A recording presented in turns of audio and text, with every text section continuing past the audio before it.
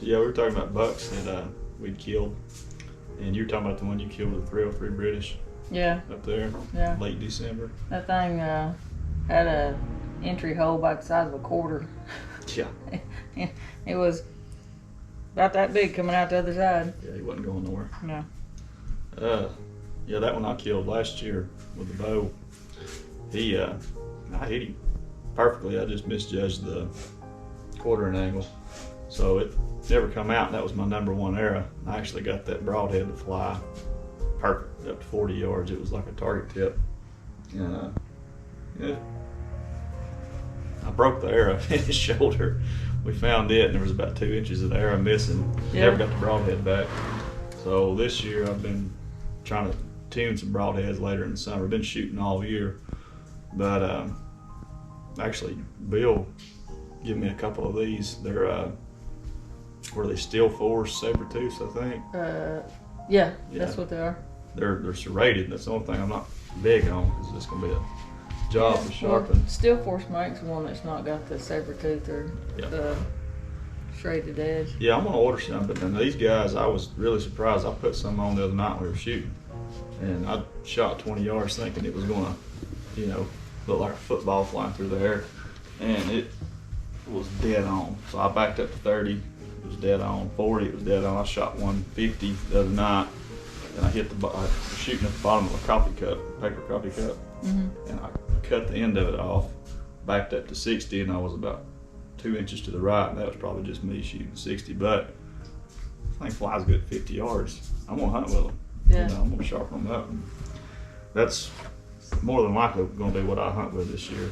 And I might experiment with some different stuff. Yeah, I'm thinking about going to a single bevel. Yeah, we were talking about single bevels. Because they were the double bevel fixed broadheads. They fly that one, when they go in there, it's like the slices like that, like sticking your knife in. Yeah. Where a single bevel will make a turn, and as it's turning, it will grab whatever it's hitting as it goes through. It's tearing more spots as it goes through, but it'll break bone. They're a lot beefier than this. This is fine right here. If I glance the shoulder or something with this, then my bow's shooting fast enough, it's not going to matter. But I'm not trying to shoot directly at the shoulder. Yeah. You know what I'm saying? But I may end up going to that, but a lot of that's going to be tuning your bow too, because you're going to have to watch your arrows come off the bow and see which way they're wanting to twist. Yeah. Anyway, then you're going to tune your broadheads. You can paper tune them. Yeah. I know a guy's got an arrow spinner that you can test them without shooting them. Mm-hmm. Just heat them up, put them in there, screw them in, and just twist the inserts till you get them to spin right, and then go out there and try to shoot them and see what they do. I'm thinking maybe after this year, I want to get the recurve out, because that's something I've always wanted. I love shooting recurves. I love shooting instinctive. Mm-hmm. But I've been shooting that same Matthews bow since 1995. It's a Matthews Ultralight. Mm-hmm. And before I bought it, I was looking into getting a McPherson bow, and they quit making them. And then that's when the Matthews bows come out. But I think I might upgrade this year, or after this year, to a different bow. Not necessarily have to be brand new, because I love the solo cam bows. Love Matthews. But I have a Cabela's Instinct that I got when I was working at Cabela's, and I was the archery bow tech and a pro staff for them. And I really like that bow, but I have to keep an eye on the cam, because me and another bow tech at the time I was working at Cabela's, he wanted me to keep pictures of it, because he said they had some that had cam failure. Mm-hmm. And I've not had any problems other than screw backing out of my module. Yeah. And I had my peep turning, which, I mean, that's not the bow's fault, the peep turning, but it shoots really nice, and it's a lot like a Matthews. Bowtech makes it, but I think I may dive into getting me another bow this year. Yeah. I don't know how short the draw length will go on the one I've got, but I shoot it's a 2013 Creed Matthews. So I was doing some research, and I don't know if they still make anybody makes a solo cam. I know Matthews does. I know. See, I'm But hoping that somebody still makes a solo That's a 2013 bow. That's a solo cam. It's split limb. It's got the QAD drop away rest. It's set up. I bought it secondhand from a guy he's tall like me. And, He's a pretty good hunter. Yeah, Nelson. He's a real good hunter. He's killed a lot of deer with that bow. He was going to an elite, and he wanted to go to a 60-pound bow just because he's getting older. Nelson's probably almost 60. Yeah. But anyway, I got a deal. I'm not far from it myself. Yeah, I got a deal on that bow, and going from the Z Max to that was like stepping into a brand new car. Oh yeah. Or truck, Yeah. And got like a big wig, didn't you? Oh yeah, it's compact too. I don't know what the axle length is, but you lay it down next to that old Z Max, and that Z Max looks like a recurve. I don't know if yours is 33 or 36 inches. No, it's shorter than that. It's not okay, because I think I was thinking it was shorter than my Matthews Ultralight. And the whole reason I like that one and I got that one is I can set Indian style on the ground and draw and shoot with that compound bow. Yeah. That's what I love about a short bow. Yeah, me too. Because I'm not going out there particularly I'm going to go hunt on the ground and kill one on the ground. That's fine if I do that, if that's the situation that happens. But I want to be able to do it. I want to be flexible, and that's my whole game with bow hunting.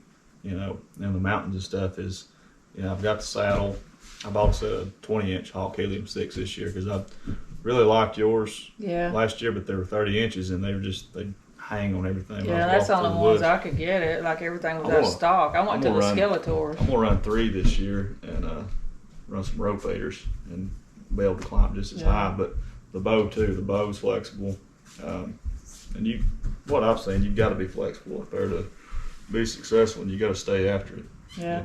You never have consistent winds. You've got to be mobile at all times. Yeah. So that's what I like about saddle hunting. You can get up there and you're sitting there, and I love this because I watched Roger Ragland back in the day. Like, he was the man. He still is, but he would.